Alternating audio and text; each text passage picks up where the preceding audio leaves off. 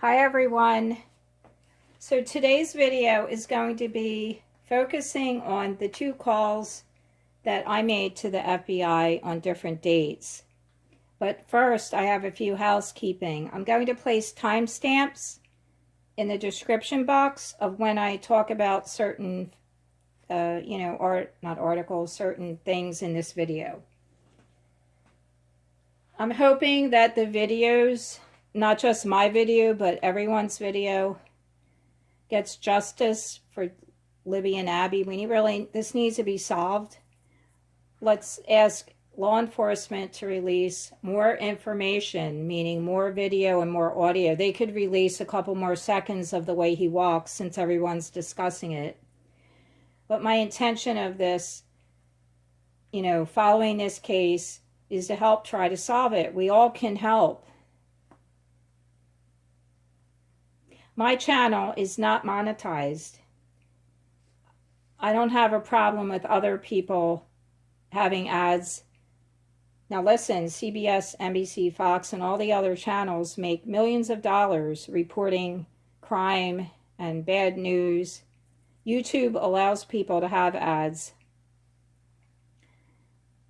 We don't need to criticize others if they choose to do that. I've made a number of videos with the acrylic pouring, but that was to encourage others to pick up a hobby. I really can't sit in front of a computer and talk to you guys because I get very distracted. And I'll probably see my own reflection, and that distracts me, so it's better if I just film this way for myself. Now, I did want to say that if I'm wrong about all this, that's okay with me. If it comes out that everything I've said I did wrong, look, we're not in a competition. We're not trying to see who was right or who did this or who did that. I'm just trying to help. So another thing is, I am a tech editor. I tech edit, knit, and crochet patterns. Now, it's just a little part-time thing I did when I was on Ravelry a lot. And I'm very good at breaking things down and analyzing. So when I do tech editing, it's almost like you have to look at everything. Grammar, misspellings, math. You even have to calculate math, stitches, and it's really involved, and it's not really a profession you can make any money because you're spending, I say on a 4-page pattern, I might spend, at least 4 hours, because the more you look, the more you find. So, I'm doing tech editing. It's like if you're, building an engine, you have to know how to break it down. So I also wanted to say one more thing, and that law enforcement does monitor social media, and I hope they are watching my videos and other people's videos. So the first thing is, I wanted to talk about 2 words before I talk about the 2 phone calls. 2 words, and of course it's that famous one, participated, that I talked about in the last video, and the other word is local. So I'm going to bring up my tablet, and I'm going to show you what local is, because on the website that I had found some of the information that I was telling you in the last video, I think it's a woman that runs the website, I'm not really sure, but they did say, oh, Doug Carter said that BG is local. He never said that, okay? Now this is what local is. I'm going to just show you my tablet. The adjective local describes something related, I think they made a mistake, related to a specific place. In other words, an example would be the potholes on a certain street in Pringle, Pennsylvania might merit a story in the local newspaper. I'm just going to remove this now. I'm going to read the rest. Local, location, locale. It comes from the Latin root locus, which means place. Something that's local is limited to a specific place. It can also mean you live there. So yes, Doug Carter did say he lives there, has lived here, works, or visits. So it's not just one thing. You have to look at everything he said, and that covers like 3 different circumstances. They did not say he's only local or only lives there. They did not say that. They incorporated a few other different adjectives. Okay, so the next adjective that's important is participate. Now, I've been talking about this word a lot in the last video because I did show you the words. Now listen, the FBI carefully chose their words for that press conference. There's reasons why they choose certain words over others. If I'm saying I'm perusing the contents of the book, somebody might think I'm trashing through the book or rummaging through. I'm not. I'm, looking through the book and, reading the words. So in order to understand what someone says, you have to define the words. And that's why I'm a tech editor, because I help people write very concise, clear patterns so that when someone knits or crochets, they can, make that project without having lots of questions. Because many times designers, not maybe the experienced ones, but the newer ones, write things very confusingly, and then the crafter has to contact them, and it just makes it really difficult. Like, I put down a lot of patterns because it just wasn't clear, and I was tired of it. So I do have an analytical mind, so because of that, I'm going to show you the word participate, and I'm going to show you that it does mean more than one person. Okay, so here we go. I'm just going to show you. This is from vocabulary.com. If you take part in an activity or organization, you participate in it. For example, you participate in a conversation by listening to and talking with others. Or you participate in a sport by joining a team and taking part in practices and games.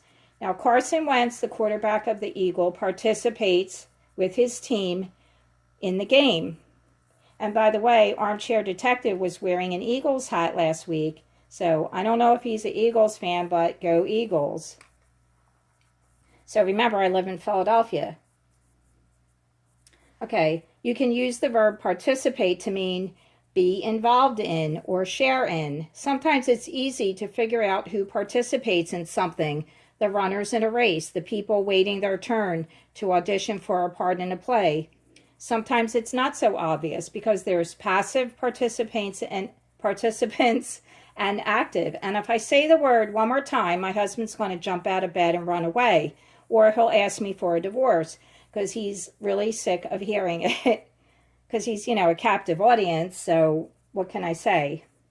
So that's what participate definitely means, more than one person. But it doesn't mean that Libby and Abby participated in their murder. They did not participate in that. They're talking about someone that, might have been there, or other than, of course, the victim. You're not going to say the spectators at the stadium participate in the game. The people that participate are the team members. So it definitely implies, more than one person. All right, so now let me go to my next page. Okay, so the FBI and Indiana State Police carefully chose their words. And remember, English has a lot of definitions. We have a lot of words, even for love. We have many words that mean love, so it depends on how specific you want to be. All right, so let me go to my next page. I have 10 pages of show notes, and it's taking me probably like more than 6 hours to do this video because I want to have a plan here. So now we're on, I'll timestamp this to the first call. All right, let's see what I said. All right, so here's my bell. This is just a Liberty Bell. All right, and I say every time the bell rings, FBI gets a call. Here's how the call went, and then I will elaborate a little bit now, and then after I tell you about the second call, I will elaborate on both of these calls, so I can just tell you right away how the call went. So, ding-a-ling-a-ling. I call the FBI. FBI, what case are you calling about? Me. I'm calling about the Delphi case. What is your name? So I tell him my name. What is your phone number? I tell him my phone number. What is your birth date? No, I don't give birth date. I'm like, I don't give my birth date. I can almost hear the silence. You know, silence is deafening. I think she was kind of mad about that, but I don't give that. They don't need to know my birth date. So anyway, so I said, I have an observation, not a tip. I wanted to tell you because I was, you know, studying the case and I saw the pictures and I feel like there's something wrong with the way he walks. And then I said, I know that Daniel Nations has a shorter leg, but I'm not saying this is Daniel Nations. I'm just saying I think the man has something wrong with his leg, his hip, his knee, his foot, maybe his ankle. All right, so then she listened. She was really kind. And then I think the call about ended there because that's all I had to say. I basically said I've never been to Indiana. I have nothing to do with the case. I don't know the people, but because I'm following the case online, I thought you might want to hear that. And then I said my famous words. I said the people want to see this, don't you think? Don't you think people want to see how he walks? And at the time, I really didn't know that this was pictures from a video. Or maybe I did. Well, it doesn't matter. I called on March 15th. So I called on March 15th. That was after the February press conference. Because after the conference, I really began to look at pictures and things. So here comes the famous words. I can't believe I said this, but I did. After I said people need to see this, I said, the evidence is right before you. Now, can you imagine just nobody really, calling the FBI and telling them the evidence is right before you? And I'm telling you, I felt like she was so shocked.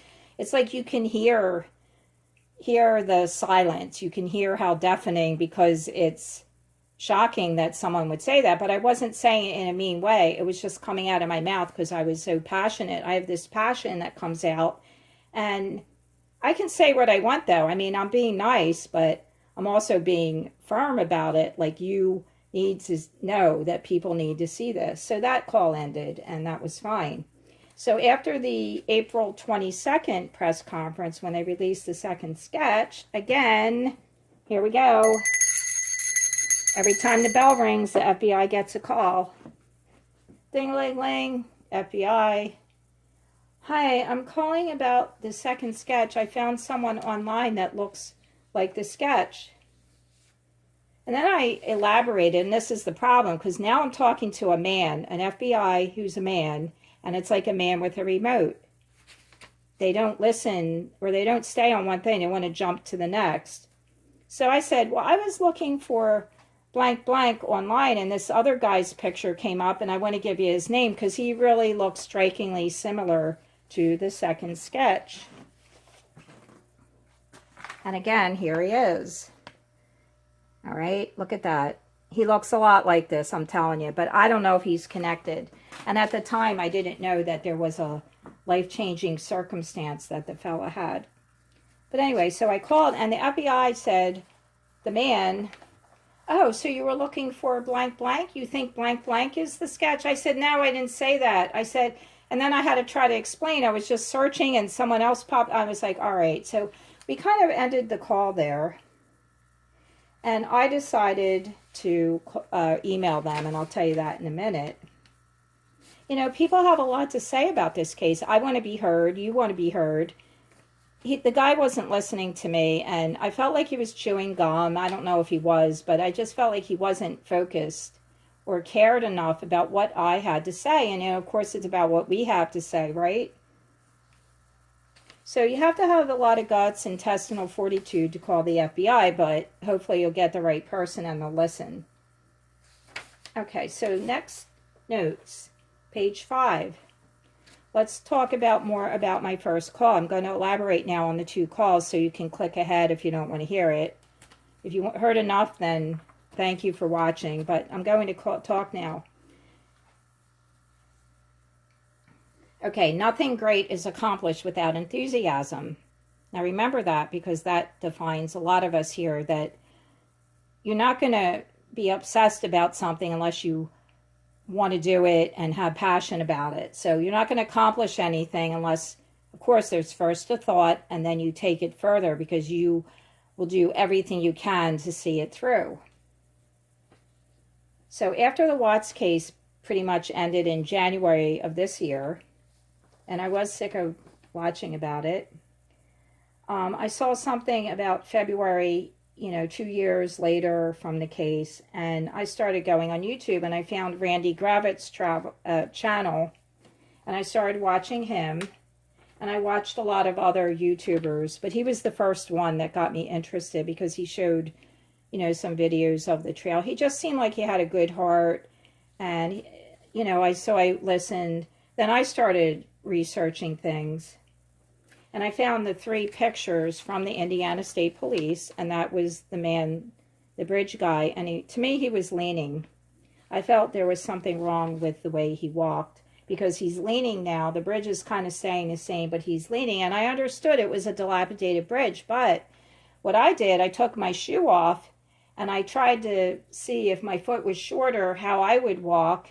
And I walked around my house, and I said, well, if you're going to step over gaps in the slat, if the slats are missing, you're going to step forward. You're not necessarily going to lean to the side. And knowing, I had researched that they extradited Daniel Nations back. He is cleared from this case as far as I know. There was an interview online. His wife said his leg was shorter, Daniel Nations. So that's why I think they might have thought it was Daniel Nations, because the first sketch does look like, and I'll bring that up a minute. The first sketch is, look at the, I just want to point out, the bulgy eyes, more like, bigger eyes and farther apart than this sketch. Okay, this guy doesn't have the big bulgy eyes, and his eyes are pretty balanced. They're not real far apart. And they're not close together either, but it's more of like average. All right, so let's see. I wanted to say, I looked at the 3 pictures, and that's why I called. This is videos about calling the FBI and why I did.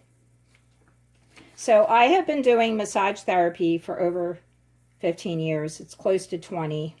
I have a very large resume. I took classes right from the beginning. I did go to school to study, but it was minimum. It wasn't really in-depth. So over the years, I've taken a lot of different classes. Most of my background is in medical massage, therapeutic massage, shiatsu, Tui Na, which is Chinese medical massage, facial diagnosis.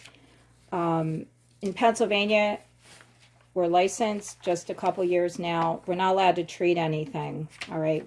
Even though I have a lot of training, we can't really actually have a treatment plan for a client.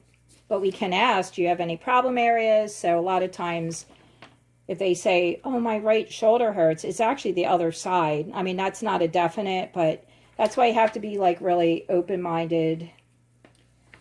So some people might say, how can you tell that bridge guy had a walk by still picture? Well, that's because of my training. I mean, I've seen people stand before me, and I see how their clothes drape on their body. I massage them with clothes on, without clothes, stretch them, and you start seeing things whether you like it or not. It's like a hairdresser who cuts hair for 20 years. I think you're going to become better at what you did than when you started. Like every artist was first an amateur, meaning, you got to start somewhere, right? So over my years of experience. So now I'm going to talk about, all right, so now I want to show you something with all the tips they got and why me calling and saying, I think there's something wrong and people need to see that. They then released the moving video after my March 15th call. And I'm not saying they released it because of me, but here we go. I'm going to show you something. If they got 40,000 tips, I'm just going to write here, 40,000, and that's a rounding off number. So these are the tips. 10% of that is 4,000, and 1% is 400. Okay? That's 1%. That's a really small percentage. So if myself and 400 other people called and said to the FBI, gee, I think he has, something wrong there. I don't even think they would release a video to show us that, no, he doesn't have anything wrong, because it's only such a small percent. They didn't release the video to say, you guys better stop calling. There's nothing wrong with the way he walks. They're not going to care about 400 people that call, and 400 people are not going to call. I'm probably unusual that I did call. Okay, so now let me get into why I think the FBI released the video. And they're not going to release the video because of a negative. They're not going to say, well, we're releasing the video to show you how he doesn't walk. He doesn't walk like that at home. He only walks like that on a bridge. But we already knew he's walking on a dilapidated bridge. They didn't need to release the video. I think what they were saying, and I believe they misspoke slightly. Okay, they misspoke about saying, yes, they said, watch him how he walks on the bridge. Watch his mannerisms, but then they said, yes, he's walking on a dilapidated bridge, or whatever term they used. But I think they meant to say, or they maybe can't say, well, we're releasing this so you know how he walks. They said he's not walking naturally. Maybe, I think they meant in general he doesn't walk naturally, but I don't know. What I'm saying is, all right, let me see if I can explain this. Okay.